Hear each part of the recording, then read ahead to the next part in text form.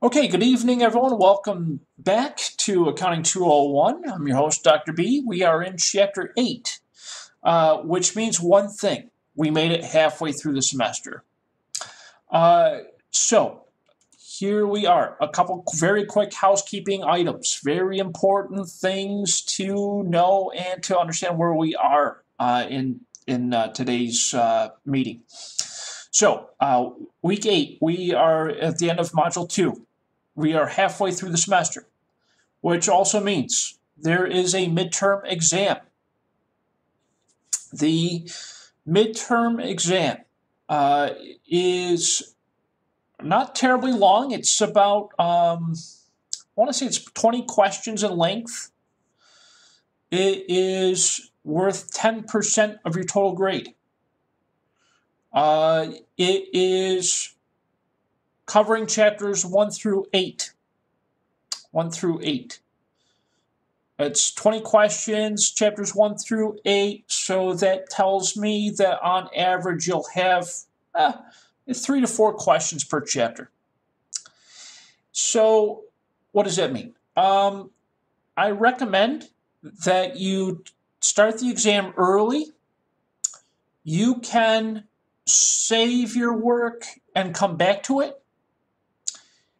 It's just like the quizzes. The only difference here, it can only be taken once. So what I recommend that you do, start the exam early. Start the exam, I would start it tomorrow or tonight. Take a look at the questions.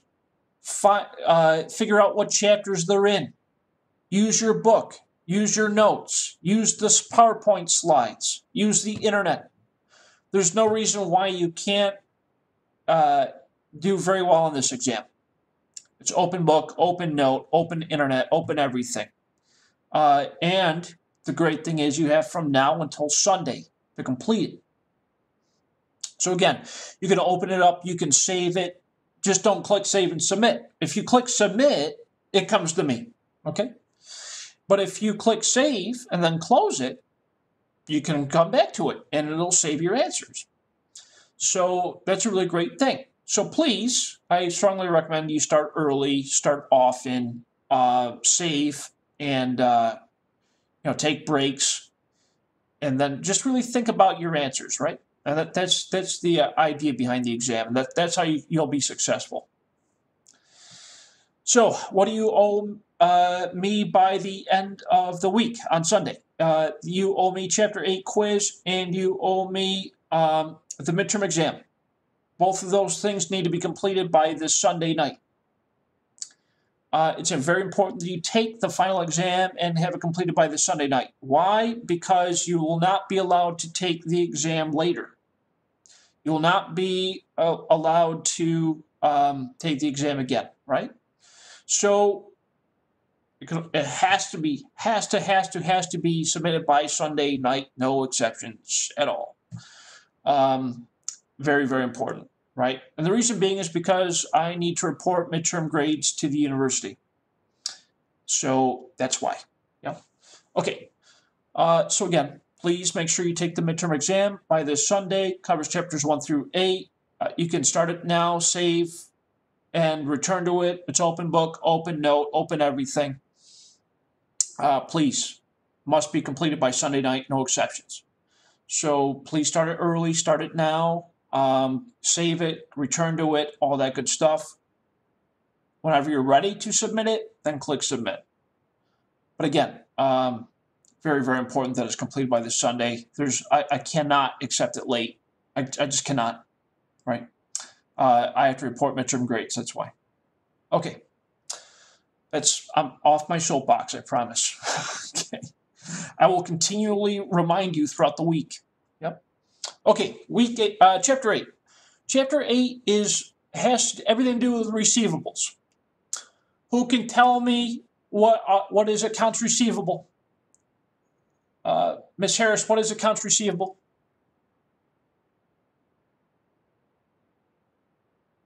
Accounts receivable. Yeah, what is it? Well, it is where we are. I forgot. Oh gosh. I know you know the answer to this. I know. Gosh, what happened? What's accounts Oh. receivable? What is that? What does it mean to have a receivable? What do you think? Bringing in. You're bringing it in. Receiving You're bringing it in. Somebody owes you money. Somebody owes you money. money. That's what Owes receivable you is. something. Somebody owes you money. A receivable is a claim against other entities, including people, companies, and organizations, for money that is owed to you, okay, or owed to the business. If somebody owes my business money, it is a receivable to me, right? And a receivable is a result from a sale that has happened in the past and that I have not yet been paid. So that is a receivable. There are many different types of receivable. There's accounts receivable, which is the most common. That is where I gave the customer the goods or provided the service. They have not yet paid me. That's accounts receivable. We also have what's called notes receivable. That's where we converted a customer's accounts receivable to a note, and they owe us a note, which also involves interest. There is other types of receivables, but we're gonna break that down. Okay, let's talk a little bit more about it. Accounts receivable. Most common is when we sold something or we provided a service but have not yet been paid. That's an accounts receivable. Accounts receivable is recorded as debit to accounts receivable. We debit accounts receivable because accounts receivable, as we know, is an asset account. We debit accounts receivable and we credit our sales to increase our sales and increase our accounts receivable. Accounts receivable are normally collected within a short period of time, usually 30 days, sometimes 60 days. They're classified on the balance sheet as a current asset. Notes receivable are amounts that customers owe us for a formal loan, a short-term loan, right? That's a note receivable. Notes receivable are expected to be collected within 1 year or less. They are classified on the balance sheet as a current asset. As you know, less than 1 year means current. Less than 1 year means current. Notes are often used for credit periods more than 60 days. They typically are used to settle a customer's accounts receivable. I remember talking about this in the past. I mentioned that sometimes a customer gets a little bit behind in their payments. And so we'll reach out to that customer and say, hey, listen, I realize you're having a little bit of trouble paying us. We'll extend it out. We'll provide you with a note. And with that note, you'll pay us back, every so many days with interest, right? That's the idea. There are other receivables. We have what's called interest receivable. That's usually related to a note receivable. We have taxes receivable. Sometimes with taxes receivable. What does this mean? So if we overpaid our taxes, we get this thing called a tax refund. The tax refund is a tax receivable for the business. Sometimes if we overpaid other taxes like sales taxes, it generates a tax receivable. Receivables from officers or employees. If the company lends its employees money, which sometimes they do that, we call that an advance on a paycheck, right? That generates a receivable for those employees. It's not as common, but it does happen. Other receivables are normally reported separately on the balance sheet. If they are expected to be collected within 1 year, it's a current asset. If it's longer, then it's a long-term asset. If collection is expected beyond 1 year, receivables are classified as a non-current asset because it's greater than 1 year and are reported under the caption investments. Most of the time. Major issue with selling merchandise or services on account is that sometimes they don't pay us. Once in a while, you'll sell something on account and the customer won't pay. That happens from time to time. We call these uncollectible. If a customer cannot or will not pay us, we call that uncollectible. So what do? Companies may shift the risk of uncollectible receivables to other companies by not accepting sales on account and only accepting cash or credit cards. In other words, if a customer didn't pay me for something in the past, there's a good chance I'm not going to allow them to purchase on account again in the future. So instead, I will say you must pay me upfront in cash or by credit card. So in order to avoid the risk of having anything uncollectible, companies might only deal with cash or credit cards. Companies may also sell their receivables. We call this factoring. What happens is that the company will sell their accounts receivable to collection agencies. The collection agencies will then collect on behalf of the business and will pay the business a small percentage.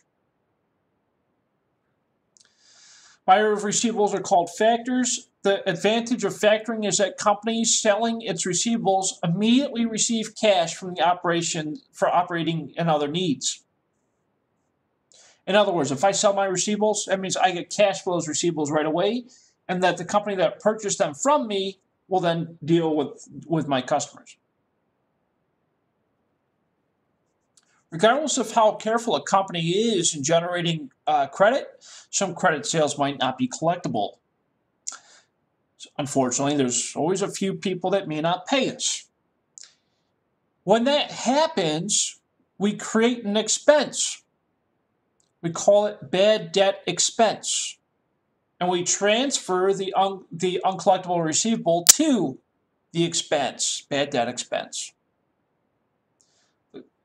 I guess the only good thing that comes from that is that the business is able to write that as an expense, which in turn reduces the net profit, but at the same time, it's a way of kind of getting that lost revenue back. Some indications that accounts might be heading toward uncollectability. The receivable becomes past due. Customer hasn't responded to company's attempts to collect the debt. You all know what I'm talking about. Oh, past due 30 days, past due 60 days, past due 90 days. Third notice, final notice, shut off notice. You know the routine. Customers that do not respond to the company's attempts to collect the debt. Customer files for bankruptcy. It happens. The customer closes their business. The company we cannot locate our customer. Something happened. We can't find them. So when that happens, we have ways of writing off the debt, or writing off the collection. So we can write off uncollectible receivables in two ways. One is through direct write-off, and the second is through allowances. The direct write-off method records bad debt expense when the account is determined to be worthless. Typically, this happens like if let's say you owed me $20 for something I sold you. Then all of a sudden, I can't find you to collect my $20. And after a while, I'm like, it was only $20. So I write it off through what we call the direct write-off method. It's often used by small companies and companies with few receivables. The other method is called the allowance method. This records bad debt expense by estimating uncollectible accounts at the end of the accounting period. This is compliance with generally accepted accounting principles and usually involves larger amounts of receivables. What is this? So what happens is that if, let's say I'm a major corporation, I'm Macy's, and I have customers that I sell to that owe me millions of dollars. And out of those millions of dollars, I might say, you know what, 2% of what people owe me, I won't be able to collect. 2%, okay? So I take whatever that amount is, multiply that by 2%, and then I'll put that as an allowance for bad debt. I'll show you what that means here in a second. Okay, let's show you the direct write-off method first, and then I'll show you the allowance for bad debt. In this example, our company has a $4,200 accounts receivable from DL Ross, which is another company. The company either went out of business or something happened to it, and there's no way I'm going to be able to collect from them. So what do? I debit my bad debt expense account, which, as you know, is on the income statement. It's an expense. And I credit my accounts receivable to reduce my accounts receivable. What I'm essentially doing is I'm removing the accounts receivable and allocating it to my bad debt expense because I won't be able to collect it.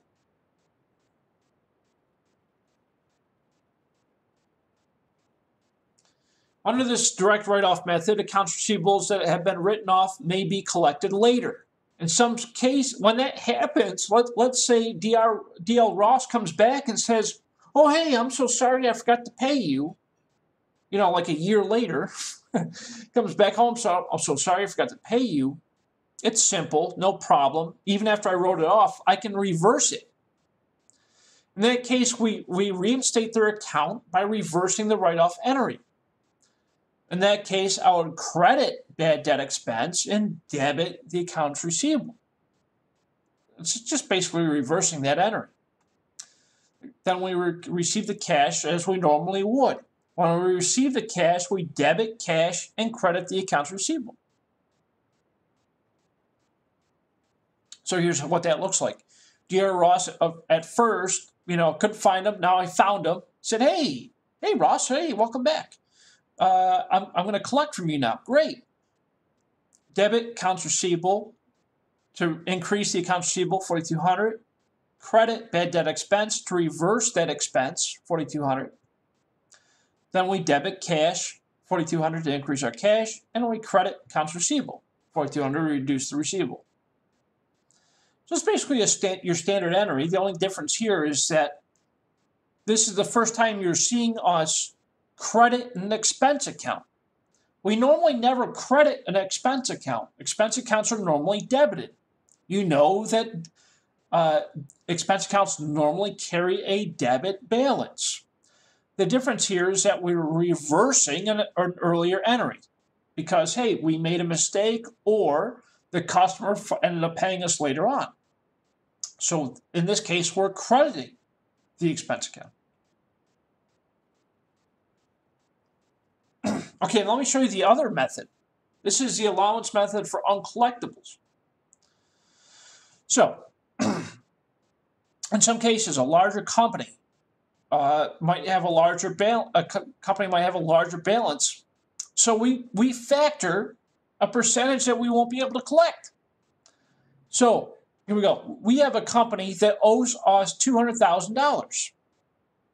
Company owes us $200,000. We're going to estimate that that company is not going to be able to pay us about $30,000 worth. So we're going to make this journal entry.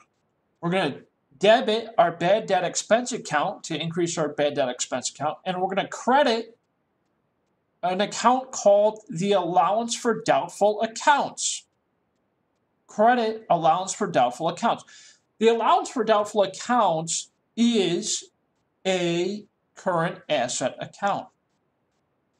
Now, as you know, when we credit a current asset account, we're reducing that asset account.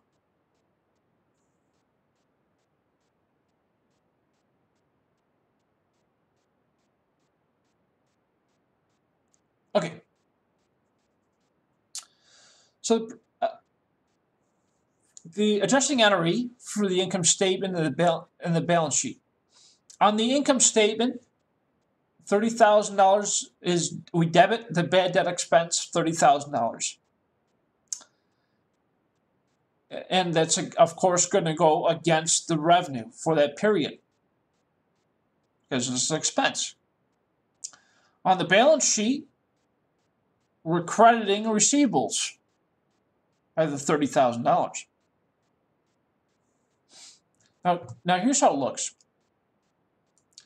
We call this realizable. So we can still collect. And this is estimate, right? We're estimating that we're not going to be able to collect $30,000. The company owes us $200,000. So I take the $200,000 minus the $30,000, which gives us $170,000 of net realizable value. This is the amount that I expect that I can still collect. That's what net realizable value is. It's the amount that we expect that we can still collect.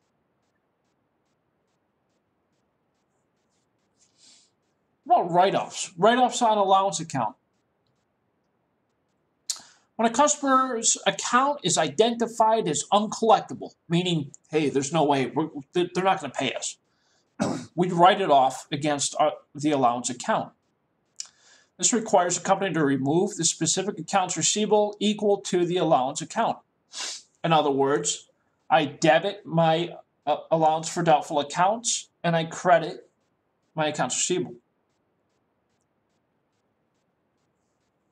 So here's the journal entry for it.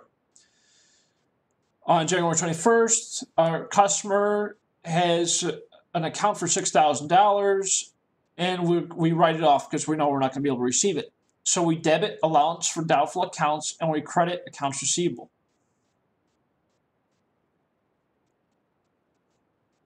So because allowance for doubtful accounts is based off of an estimate, it will normally have a balance at the end of the period. As a result of the write-off allowance during the period, it will rarely equal the balance of the account at the beginning of the period. So what does that mean? We have to make an adjusting entry. The allowance account will have a credit balance at the end of the period and a write-off during the period less than the beginning balance. The allowance for doubtful account will have a debit balance at the end of the period and write-off will exceed at the beginning balance. Great. What does all of this mean? At the end of the accounting period, we need to balance out the allowance for doubtful accounts because it's a temporary account. So here's a nice graphical representation of what this looks like. We make the adjusting entry. The adjusting entry goes into allowance for doubtful accounts. The allowance for doubtful accounts at the end of the accounting period are written off. We write it off through the allowance for doubtful accounts expense in order for it to balance. And that's at the end of the accounting period because, as you know, it's very important that we close out our temporary accounts. During the second year, the company writes off $26,750 for uncollectible accounts. This includes the $6,000 that customer had originally recorded on January 21st. We'll have a credit balance of $3,250. That's the $30,000 that we originally expected that we would not be able to collect, minus the $26,750 that we wrote off. Gets us a $3,250 balance that's the unadjusted balance.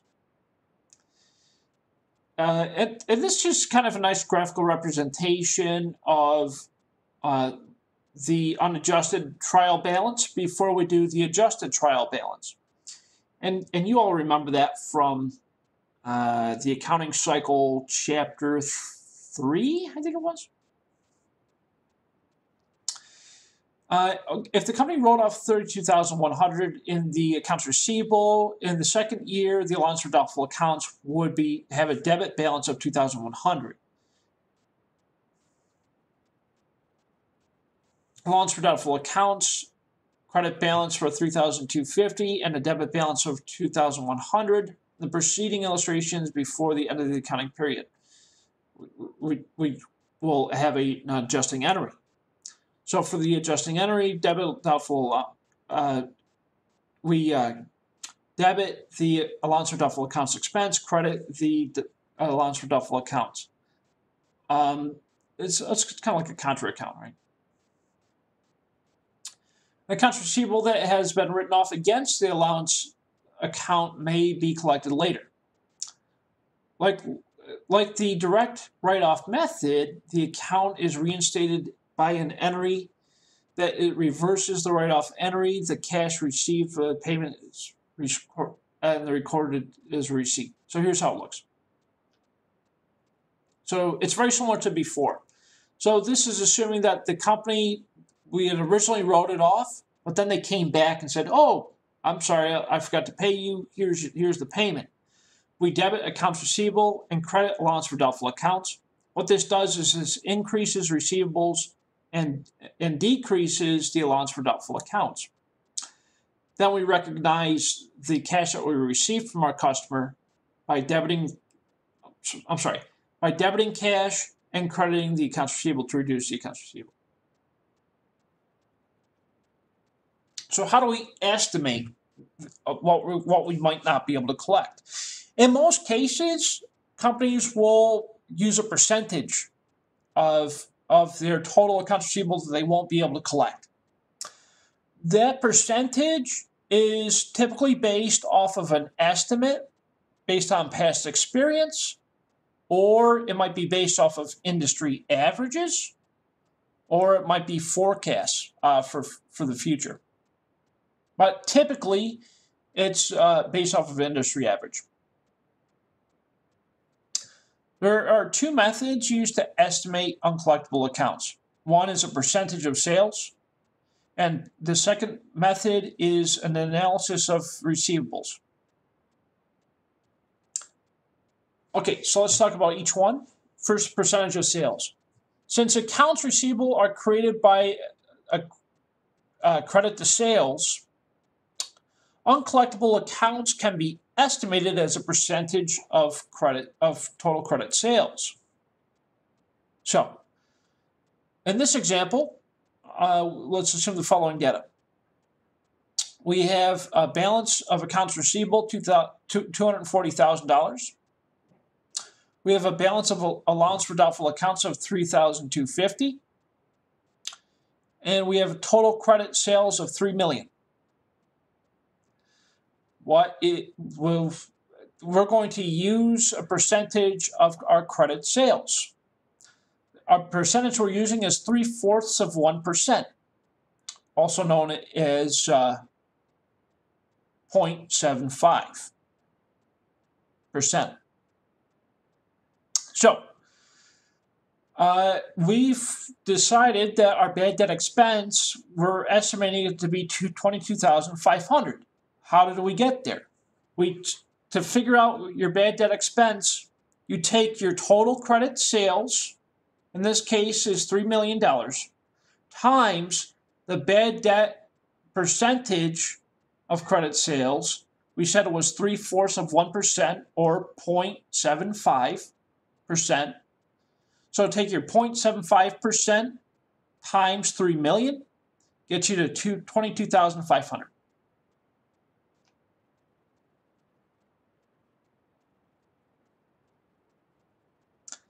And the adjusting entry we make is we debit bad debt expense, $22,500, and we credit allowance for doubtful accounts, $22,500. Again, it's the total credit sales times the bad debt percentage, in this case 3/4 of 1%, also known as 0.75 percentage times the $3 million gets us to $22,500. What does it look like on your statements? The adjusting entry, as you can see, bad debt expense, we debited to increase bad debt expense. We credited allowance for doubtful accounts to increase allowance for doubtful accounts. So that is percentage of sales method. Now let's talk about the analysis of receivables method. Analysis of the receivable method is based on the assumption that the longer an account receivable is outstanding, the less likely it is to be collected. So true. So for example, if I have a customer that owes me and is current, which is 0 through 30 days, there's a great chance I'll be able to collect it. If it's 31 to 60 days, a little less likely. If it's 61 through 90 days, a lot less likely.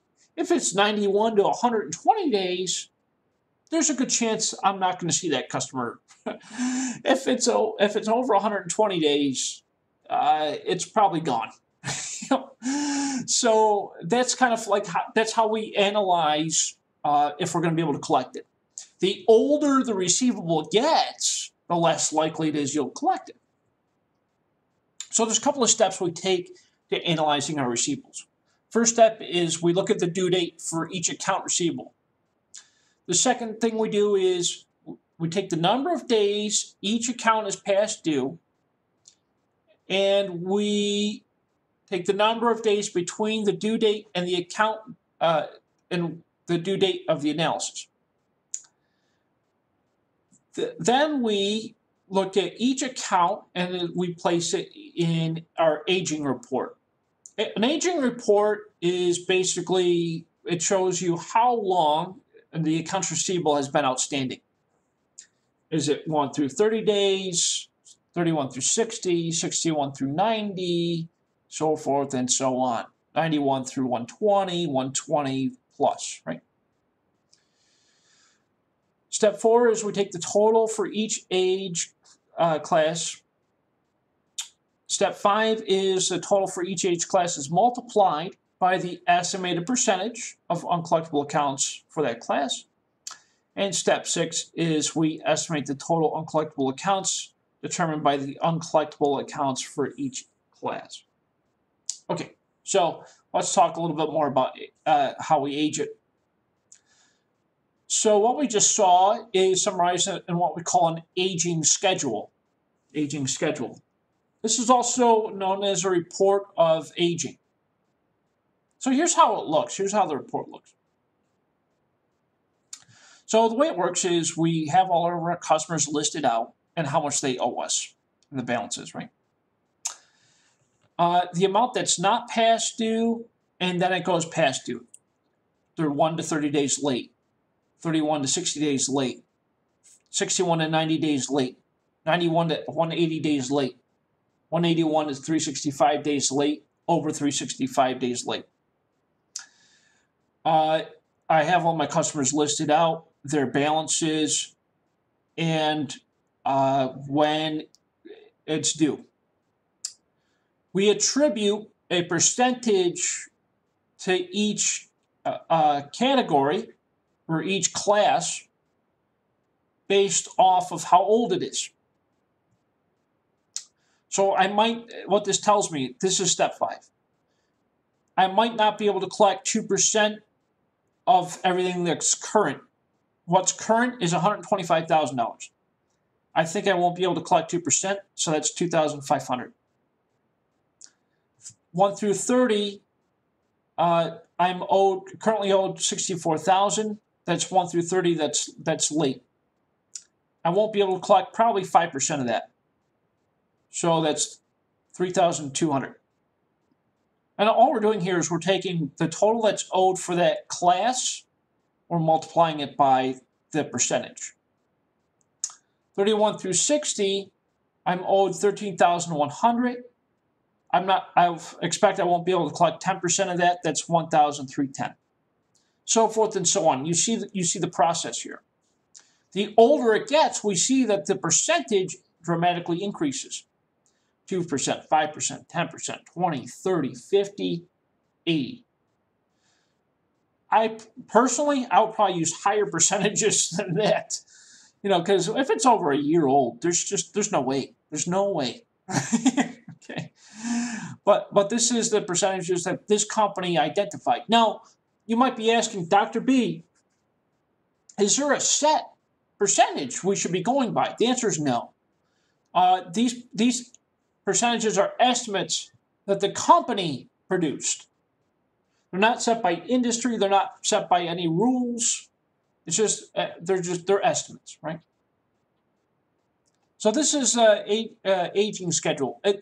Very, very important report that is very useful for business, especially if you have a business where you have accounts receivables and you really got to know how old they are. Right? It helps you a lot. Okay, so based off the sums that you collected, you multiply that by the percentage. Okay, so here's how it looks.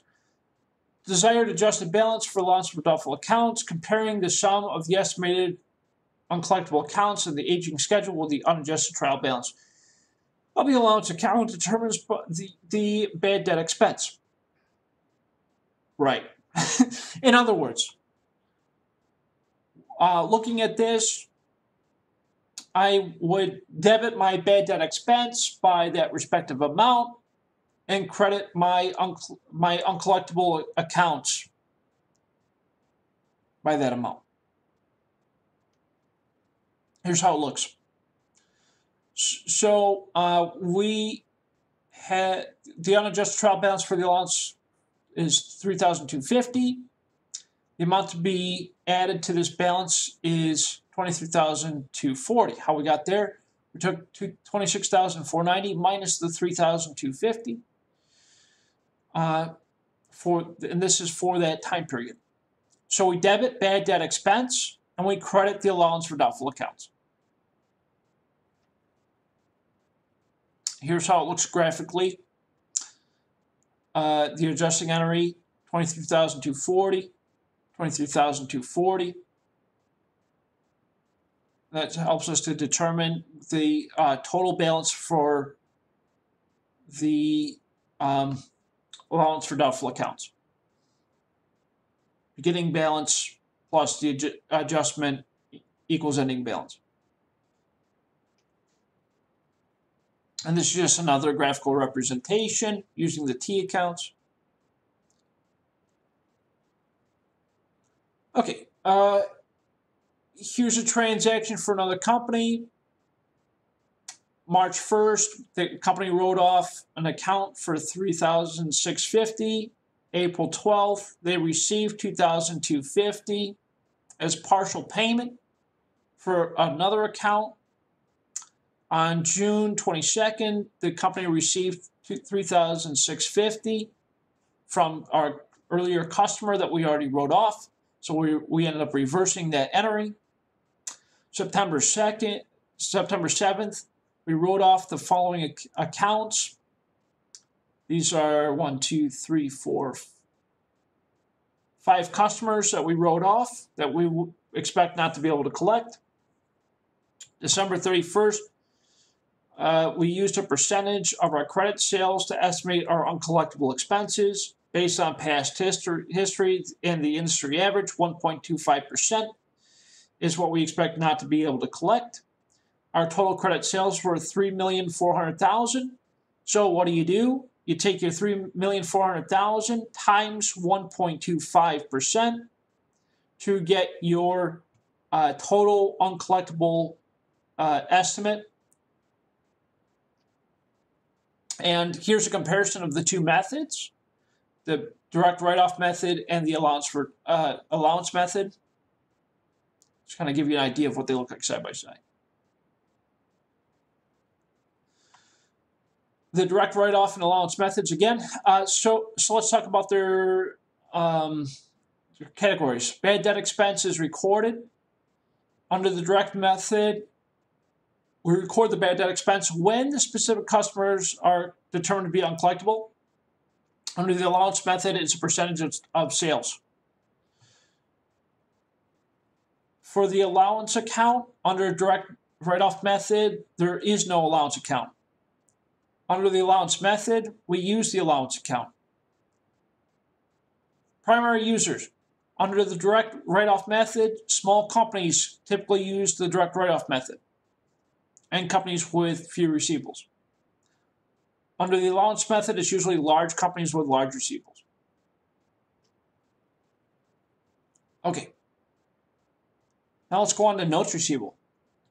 Notes receivable, as you know, are utilized for customers who maybe have had trouble paying us in the past.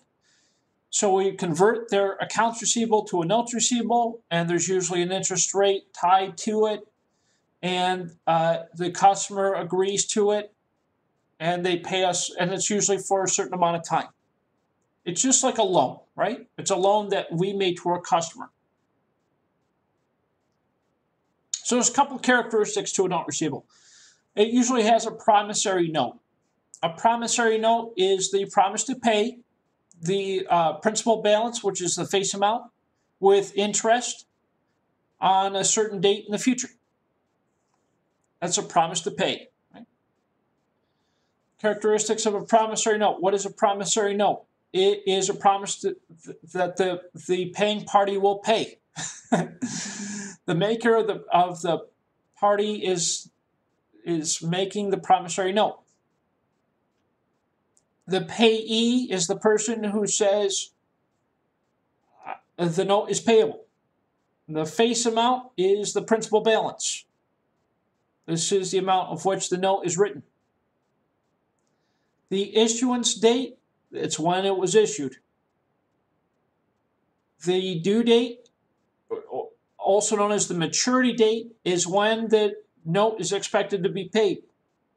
The term, how long you have to pay it, and the interest rate.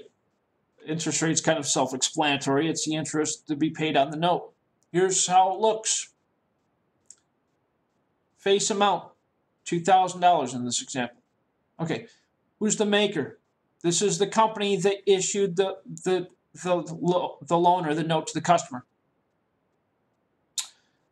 The payee, who's paying us? The company. Number 3, face amount, $2,000. Number 4, the issuance date, when this note was made. Number 5, when is it due? The due date. Number 6, the term, 90 days. You have 90 days from this date. You have 90 days to pay us. Number 7, what's the interest rate? 10%. Ooh, that's high. Okay. So how do we figure out what the due date should be? How is it computed? Well, there are 31 days in March. The note was made on March 16th, which means that there are 15 days left in March from the date that the note was made. There are 30 days in April. There are 31 days in May. And the note is due on June 14th. So that's 90 days. It's just a cute way of adding up the days, I guess. But it's not rocket science. You just take your due date minus the date it was issued. So it's 90 days. Okay, what about the interest rate? How do we compute the interest rate? So interest, or how much interest do we pay, right? Face amount is $2,000. The interest rate is 10%. Times the term divided by 360. The reason why it's divided by 360 days and not 365 is 360 banking days in a year. There are 360 banking days in a year. So the term divided by 360 times 10% times $2,000 is $50. $50 is the total amount of interest that will be paid over that 90 days. The maturity value is the amount that must be paid at the due date of the note, which includes the face amount, also known as the principal, plus the interest. So in this case, it's $2,050 is the maturity value of the loan. So how do we account for notes receivable? A promissory note received by the company from the customer to replace the accounts receivable In this case, a promissory note is recorded as a note receivable. We debit notes receivable and we credit accounts receivable. What this shows us is we are converting the accounts receivable to a notes receivable by debiting notes receivable and crediting accounts receivable. By doing this, I'm increasing notes receivable and I'm decreasing accounts receivable. Now you'll notice this only impacts one side of the accounting equation. Assets equals liabilities plus equity. We're only impacting the asset side of the equation. But because it's by the same amount, there is no impact on the equation.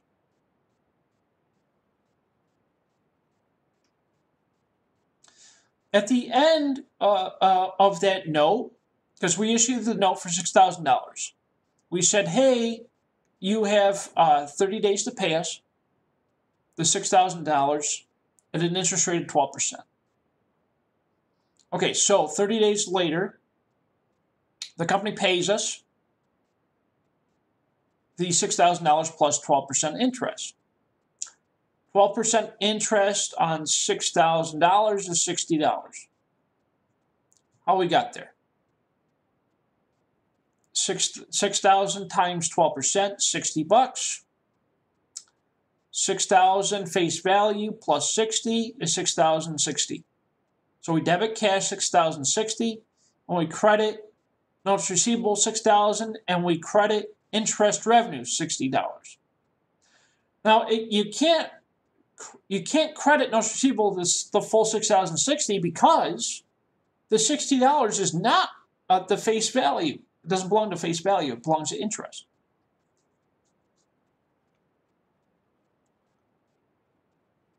Okay. What about a dishonored note receivable? A dishonored note receivable means the company, the person that borrowed the fund or the customer, they never paid us even after we transferred it to notes receivable. This happens from time to time. If the maker of the note fails to pay on the note, on the due date, we call that a dishonored note receivable. A company that holds the dishonored note transfers the face of the note plus any interest due back to the accounts receivable account. So what happens? Let's say this company, instead of paying us, they didn't pay us. Okay, the face value was $6,000. They had 30 days, and they had 12% interest. They didn't end up paying us. So what do? We debit accounts receivable to increase the accounts receivable for that company. We credit the note receivable to reduce the note, and we credit interest revenue by $60. It's kind of like reversing it, right? Just like what we learned before. Company receiving the note should record adjusting entries for accrued interest at the end of the accounting period.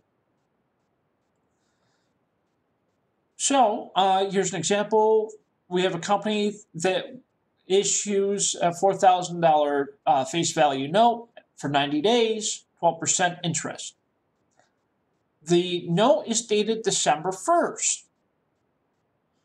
But as you know, according to the principles of accounting, matching principle, we need to recognize interest for that month of December.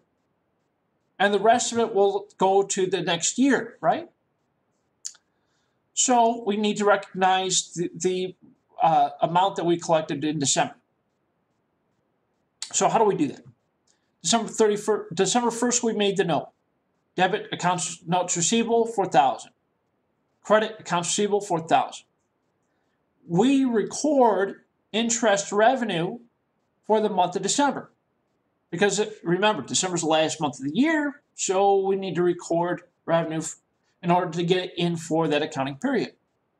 To do that, we debit accounts receivable and we credit interest revenue. And it's $40. How we got $40? It's 4,000 times 12% times 30 days. Or 30 divided by 360. There's an easier way to do this, okay? what you could do is you take 12% divided by the 90 days to get a percentage per day, right? You could do it that way. But 4,000 times 12% times 30 divided by 360. Remember, there's like invisible brackets here. Remember the order of operations. Order of operations. Division before multiplication.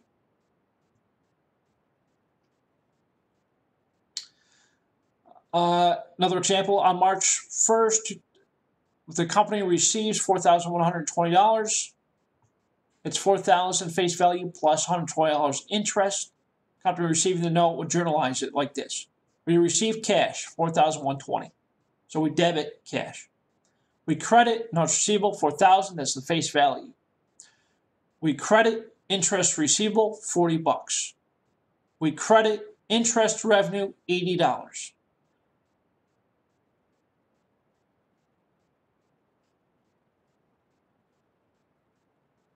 Reason why, you're probably asking? So remember, the company issued the note on December 1st. $40 of that $120 was recognized back in December. So that's why it's interest receivable and then interest revenue. Because this is the following year, yeah?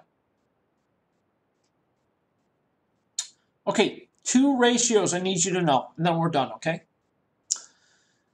Accounts receivable turnover. Accounts receivable turnover measures how frequently in the year we are turning our accounts receivable into cash. It's a very important formula to know. So what do? We take our total sales, which you find on your income statement. We divide that by the average accounts receivable. You're probably asking, Dr. Reel, what's average accounts receivable? To figure out your average accounts receivable, you take your total accounts receivable and you divide that by 360 to get your average accounts receivable per day.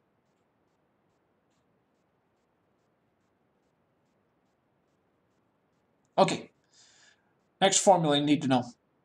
Number of days sales in receivable. Estimated the length of time the accounts receivable has been outstanding. That's why we calculate this. Number of days in sales receivables computed by the following. We take the average accounts receivable divided by the average daily sales. How do you get average daily sales? You take your total sales divided by 360. And that's it. Are there any comments, questions, concerns? What do you think? No, I think I'm good. You're good, Josh? Okay, Yeah. that's good. Great. Wonderful. Birdie, Lakeisha, Lawan, are you guys okay? We're good? Are you eating dinner? We're good. Okay, good. Wonderful. Awesome. Very cool. Okay, so where are we now? It's 6:30. We just finished chapter 8. Here's what I recommend you do for the midterm exam. The midterm exam is due on Sunday, along with the chapter 8 quiz. Now, here's what I strongly encourage that you do. Take the chapter 8 quiz first. Take the chapter 8 quiz first. You should probably do that like tomorrow or tonight or, maybe Thursday. Take the chapter 8 quiz first. Why? Some of the questions are going to look pretty darn familiar when you get to the midterm exam. Yes, absolutely they will. Okay. Once you knock out the chapter 8 quiz, start your final exam. Or, I'm sorry, your midterm exam. The midterm exam is open now. It is due on Sunday night. There are no exceptions. It cannot go beyond Sunday night. You can save it and come back to it. You can use open book, open note, open slides, open internet, whatever, okay? There's no reason why you shouldn't do well on this midterm exam. The midterm exam is worth 10% of your total grade.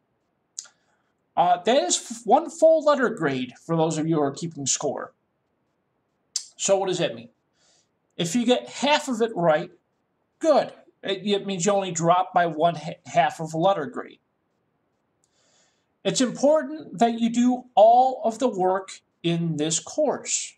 Why? A quiz in this course is worth 5% of your total grade. A homework is worth 5%. One homework is worth 5% of your total grade. One discussion board is worth 5% of your total grade. It all adds up very quickly, okay?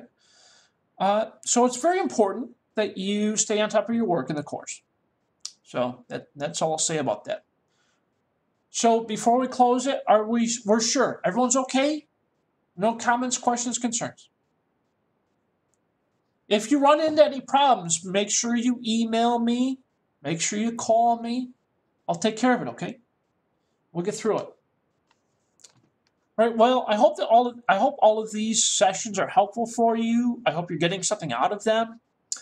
And I hope you're getting something out of the course, because this course really is the foundation for a lot of you. Some of you are accounting majors. And for those of you who are accounting majors, this is the foundation course. This will lay the groundwork for the rest of the program. So I just want you to be aware of that. It's important that if you don't understand something, that you let me know. And you and I can schedule one-on-one sessions. We go through it. You can schedule office hours, and we can discuss it. Okay, well, if there's nothing else, I wish you all a wonderful evening, and stay safe. Have a fun Halloween holiday for those of you who are celebrating. Keep the kids safe. Make sure you wash your hands, all that good stuff. If you have any comments, questions, or concerns in the meanwhile, please let me know. And please make sure to take the midterm exam by Sunday night, in addition to completing the Chapter 8 quiz by Sunday night. We cannot and will not accept any late midterm exams. The university will not accept that. So everything else must be on time. Please, please, please make sure it's on time. And if you have any comments, questions, concerns, let me know. And thank you so much for hanging out with me today.